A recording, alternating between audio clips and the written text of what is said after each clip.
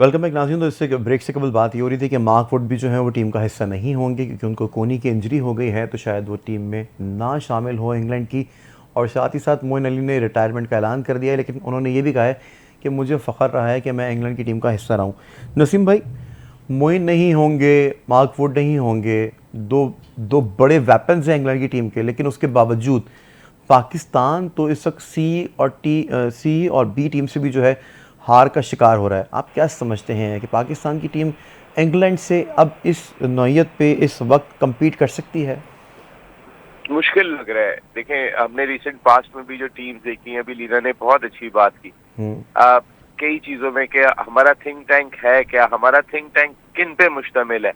हमारा think tank clear नहीं है। देखें, सबसे बड़ी चीज ये कि जैसे अभी वकार यूनुस को आपने मुशीर लगाया था, जब वकार यूनुस के साथ आप मोहसिन नकवी साहब पहली प्रेस कॉन्फ्रेंस कर रहे थे, तो वहीं उन्होंने एक बात कही कि सिर्फ ये मुशीर नहीं है, अभी 3-4 और मुशीर आने वाले हैं। तो कहने का मकसद है, आप इतनी हवा दी गई कि वकार यूनुस आ गए, वकार यूनुस आ गए, वकार यूनुस पाकिस्तान क्रिकेट को संभालेंगे। वकार यूनुस ने हालांकि पहले बड़ा बेड़ा गर्क किया है पाकिस्तान क्रिकेट का, इसमें कोई शुबा नहीं है, लेकिन वकार यूनुस आ गए, एक क्रिकेटर, एक बड़ा नाम लेकर आ गए। पता चला कि पहली प्रेस कॉन्फ्रेंस में ही मोहसिन नकवी साहब ने ये बात कही थी कि हमारे वकार नहीं है, अभी और भी 2-3-4 और वकार का रिएक्शन बहुत अजीबोगरीब था उस टाइम पे, वकार को भी नहीं पता थी ये बात। वकार चेहरा देख रहे थे उस वक्त बैठ के ना कि ये क्या बात कर रहे हैं। ऐसे ही है। तो क्लियर नहीं है उनको असल में क्या होता है। जी, आवाज आ रही है? नसीम भाई, डिस्टॉर्शन आ रही है आपकी आवाज़ में बहुत ज़्यादा। आप किसी ऐसी जगह मुंतकिल हो जाए जी, अब बेहतर है जी। नसीम भाई ठीक कंटिन्यू है, ये मुझे भी प्रॉब्लम हुई थी, मैं इसीलिए बात कह रहा था जी। तो अब पाकिस्तान क्रिकेट टीम ने खुद जीतने की आदत लानी है। देखें, आप सामने वाले, हम खुद हारे चले जा रहे हैं, कुछ हमें अपने अंदर जीत का जज्बा और जीत की आदत पैदा करने की जरूरत दिखाई दे रही है। एक काम जरूर कर लें जो मैं समझता हूँ, मेरी अपनी जाती राय में है। इस वक्त आवाजें आ रही हैं कि रिजवान को कप्तान लगा दो। इन हालात के अंदर आप कोई ऐसा कप्तान ना लगाएं कि जो वो 3-4 खिलाड़ियों में शामिल हो। मैं बिल्कुल आपको एक क्लियर बात कह रहा हूँ, जो उन 3-4 खिलाड़ियों में शामिल हो जो इससे पहले क्रिकेट चलाते रहे हैं, पिछले 3-4 साल में क्रिकेट चलाते रहे, उनमें से कोई ना हो। उनमें आपको भी पता है, मुझे भी पता है वो कौन कौन से प्लेयर्स हैं। इसलिए अगर आप सीधी सिंपल सी बात है, फिर तो कोई तब्दीली नहीं हुई नसीम भाई। तब्दीली की बात नहीं कर रहा हूँ। देखिए, वहाब रियाज को लेकर आए थे, वहाब रियाज को उन्होंने हटा दिया। नवेद अकरम चीमा की बात कर रहे थे, उन्होंने नवेद अकरम चीमा को लाके मैनेजर लगा दिया। पता चला व्हाइट वॉश हो गया आपका। मैंने नवेद अकरम चीमा के साथ खुद इंटरनेशनली काम किया है। सच अ वंडरफुल मैनेजर, क्या जबरदस्त किस्म की उनकी मैनेजमेंट है। लेकिन ये खिलाड़ियों को कौन मैनेज करेगा? ये तो काम कोच का है, मैनेजर का तो नहीं है।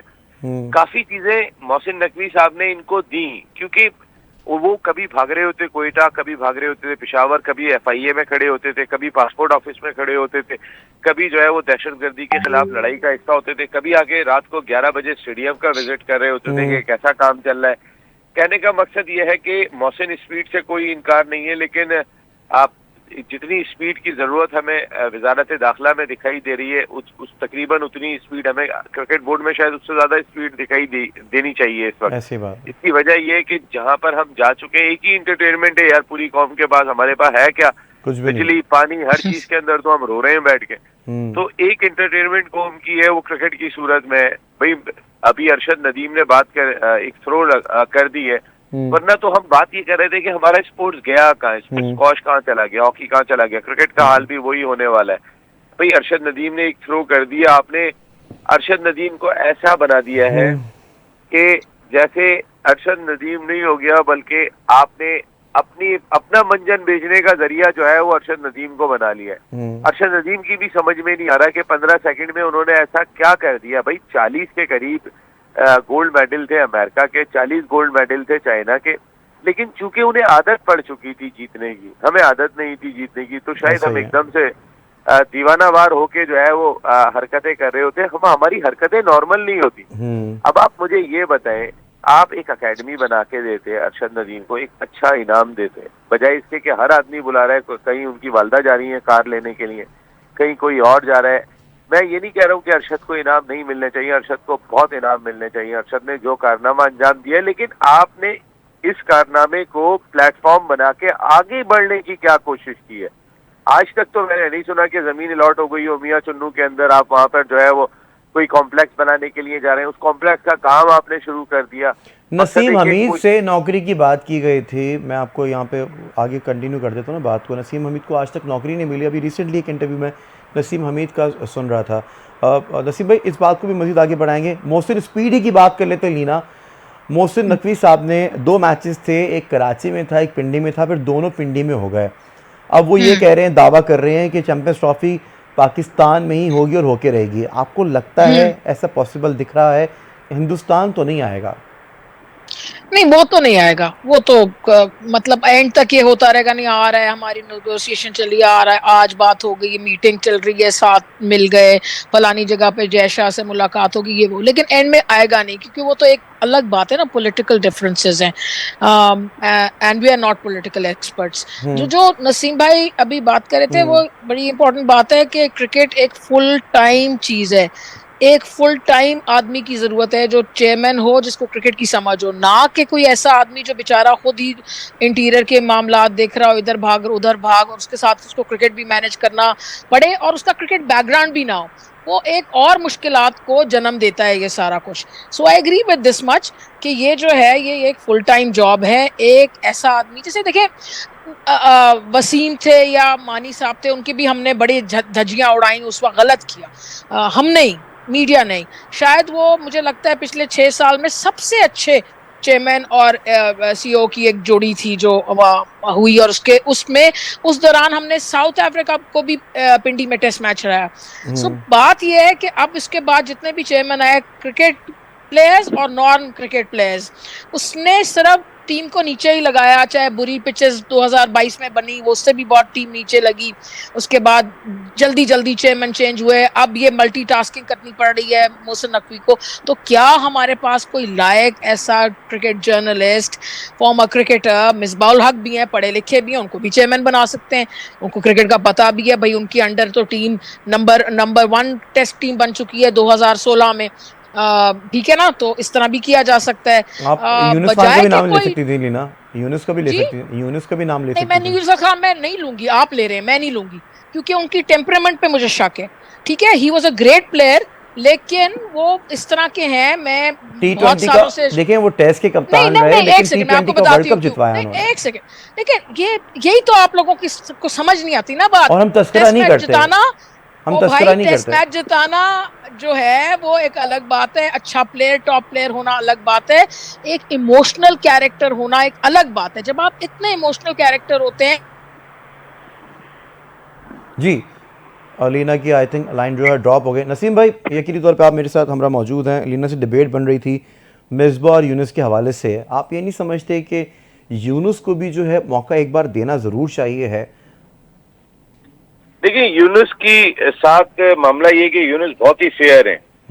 यूनुस जो है वो स्ट्रेट फॉरवर्ड शख्सियत है। शायद इस वजह से यूनुस को जो है वो बहुत ज्यादा लाइकिंग में नहीं रखा जाता है, क्योंकि वो बात स्ट्रेट करेंगे, वो बात करेंगे सच्ची।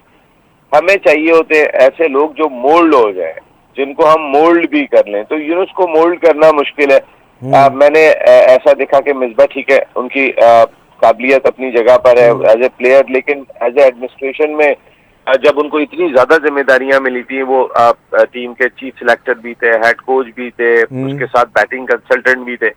हमने देखा था कि कोई बहुत ज्यादा फायदा पाकिस्तान क्रिकेट को, देखिए पाकिस्तान क्रिकेट आज से, हम मोहसिन नकवी साहब के दौर की बात कर रहे हैं भाई, 3 साल से अगर आपने जो है वो एक टेस्ट मैच भी अपने मुल्क में नहीं जीता है, तो इसमें तो इस दरमियान में तो कई सारे चेयरमैन आए। अभी विद ड्यू रिस्पेक्ट लीना, उस दौर में जब हमने हारना शुरू किया था, तो ये 3 साल पहले की ही बात है कि जहाँ पे रमीज राजा साहब थे, वसीम थे, वो सिलसिला तो वहां से शुरू हो गया था और वो सिलसिला आज तक जारी है।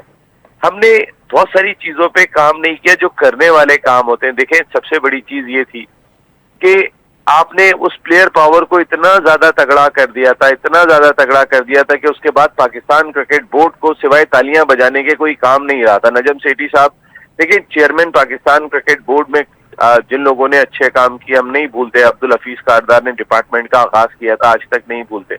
नजम सेठी साहब के दौर में 2 ऐसे काम हुए थे कि जो वो हमेशा पाकिस्तान क्रिकेट में याद रखे जाएंगे। एक जब पाकिस्तान में टीमें नहीं आ रही थी, इंटरनेशनल टीमों की बहाली हुई थी उस दौर के अंदर, और दूसरा पाकिस्तान सुपर लीग, तो ऐसा कोई एक हर चेयरमैन के पास कहीं ना कहीं अगर हम सर्च करने की कोशिश करें कि उन्होंने ये करके दिखाया था, उन्होंने ये एक जबरदस्त किस्म का फैसला किया था, वो ऐसे दिखाई नहीं दिए मुझे। अभी मोहसिन नकवी साहब के दौर के अंदर ग्राउंड बन रहे हैं, अभी जैसे चैंपियंस ट्रॉफी की बात हो रही थी, देखिए मैं यहाँ पे थोड़ा सा क्रेडिट मोहसिन नकवी साहब को जरूर दूंगा कि आज तक पाकिस्तान इंडियन क्रिकेट बोर्ड की जानिब से ये स्टेटमेंट नहीं आया, हालांकि जब उन्होंने एशिया कप में नहीं आना था, रमीज राजा साहब चेयरमैन थे, जय शाह साहब का बहुत पहले स्टेटमेंट आ गया था कि हम नहीं आएंगे खेलने के लिए।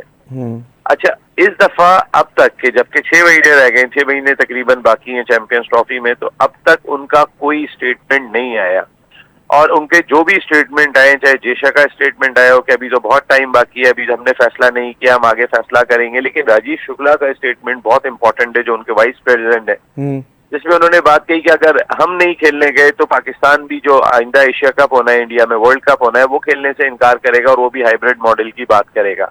तो इंडियन क्रिकेट काउंटर बोर्ड वैसे तो इतना कभी बात इतनी सुलझी हुई करते नहीं है, लेकिन इस दफा कुछ बात करते हुए दिखाई दे रहे हैं। मैं भी लीना की बात से बिल्कुल मुत्तफिक हूँ, ज्यादा चांसेस इसी बात के हैं, और हम इस बात के मेंटली प्रिपेयर रहते हैं कि इंडियन टीम नहीं आएगी, लेकिन अगर इंडियन टीम आती है, पाकिस्तान आके खेलती है, तो ये मोहसिन नकवी साहब का बड़ा कारनामा होगा।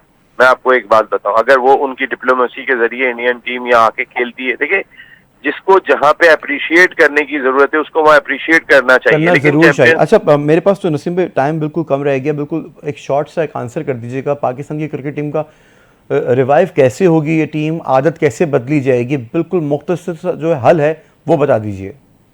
सरफराज को कप्तान लगाएं और सरफराज को टीम बनाने में देखिए एक ऐसा कप्तान लेकर आए कि जिसकी किसी से कोई लड़ाई ना हो, ऐसा कप्तान लेकर आए कि जिसको टीम में एक दूसरे की शक्लें पसंद करने में कोई प्रॉब्लम नहीं हो रही हो, एक ऐसा कप्तान लेकर आए जो पहले डिलीवर कर चुका हो, जो जेन्युइन कप्तान हो। इस वक्त आपकी क्रिकेट को जमीन से ऊपर उठाने की जरूरत दिखाई दे रही है। आपने अगर ये टीम्स देखी होंगी जो चैंपियंस कप की हैं, आप हर टीम में सेंट्रल कॉन्ट्रैक्टेड प्लेयर आपको दिखाई दे, लेकिन अगर आपको नहीं दिखाई दे रहे तो आपको डॉल्फिन्स में दिखाई नहीं दिए होंगे कि जहां पर सऊद शकील कप्तान है, सरफराज मेंटोर और प्लेयर भी होंगे, और फहीम अशरफ एक नाम दिखाई दे रहा है सेंट्रल कॉन्ट्रैक्ट का। बाकी टीमें देखेंगे तो आप उसमें सेंट्रली कॉन्ट्रैक्टेड प्लेयर भरे हुए।